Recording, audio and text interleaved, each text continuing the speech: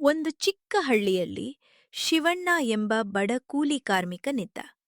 ಹೆಂಡತಿ ಲಕ್ಷ್ಮಿ ಮತ್ತು 10 ವರ್ಷದ ಮಗ ಕಿರಣ್ ಜೊತೆ ಅವನು ಸಂತೋಷದಿಂದ ಜೀವನ ಸಾಗಿಸುತ್ತಿದ್ದ.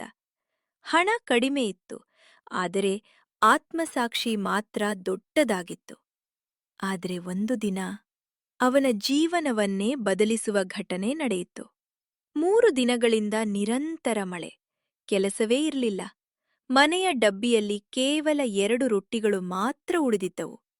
ಲಕ್ಷ್ಮಿ ಅವುಗಳನ್ನು ತಟ್ಟೆಯಲ್ಲಿ ಇಟ್ಟಳು. ಇವು ಕೊನೆಯ ರೊಟ್ಟಿಗಳು. ನಾಳೆ ಏನಾಗುತ್ತೋ ದೇವರೇ ಬಲ್ಲ. ಅಮ್ಮ, ನನಗೆ ತುಂಬಾ ಹಸಿವಾಗಿದೆ. ಶಿವಣ್ಣ ಮಗನ ಮುಖ ನೋಡಿದ.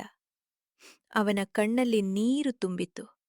ಅಷ್ಟರಲ್ಲಿ ಮನೆಯ ಬಾಗಿಲಿಗೆ ಯಾರೋ ತಟ್ಟಿದ್ರು. ಟಕ್ ಟಕ್ ಟಕ್.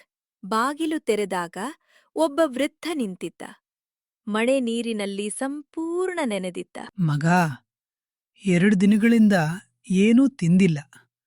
ಸ್ವಲ್ಪ ಊಟ ಸಿಗುತ್ತಾ? ಮನೆಯಲ್ಲಿ ಮೌನ. ಒಂದು ಕಡೆ ಹಸಿದ ಮಗ, ಇನ್ನೊಂದು ಕಡೆ ಹಸಿದ ವೃದ್ಧ.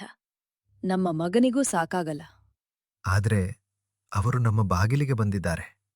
ಕೆಲವು ಕ್ಷಣ ಯೋಚಿಸಿ ಶಿವಣ್ಣ ತನ್ನ ಪಾಲಿನ ರೊಟ್ಟಿಯನ್ನು ವೃದ್ಧನಿಗೆ ಕೊಟ್ಟ.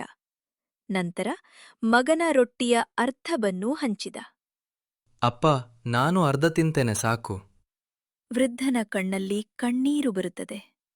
ದೇವರು ನಿಮ್ಮ ಮನೆ ಮರೆಯುವುದಿಲ್ಲ. ಅವರು ಅಲ್ಲಿಂದ ಹೊರಟು ಹೋದರು. ಆ ರಾತ್ರಿ ಎಲ್ಲರೂ ಅರ್ಧ ಹೊಟ್ಟೆಯಲ್ಲಿ ಮಲಗಿದರು. ಆದರೆ ಶಿವಣ್ಣನ ಮನಸ್ಸು ಮಾತ್ರ ಶಾಂತವಾಗಿತ್ತು.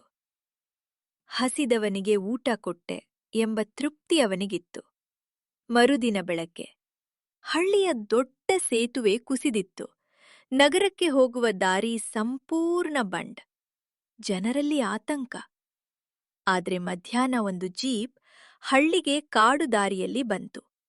ಅದ್ರೊಳಗಿಂದ ಕೆಲವರು ಇಳಿದರು.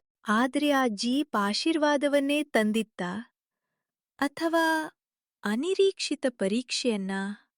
ಅದರ ಉತ್ತರ ಪಾರ್ಟ್ 2ರಲ್ಲಿ ನೋಡೋಣ.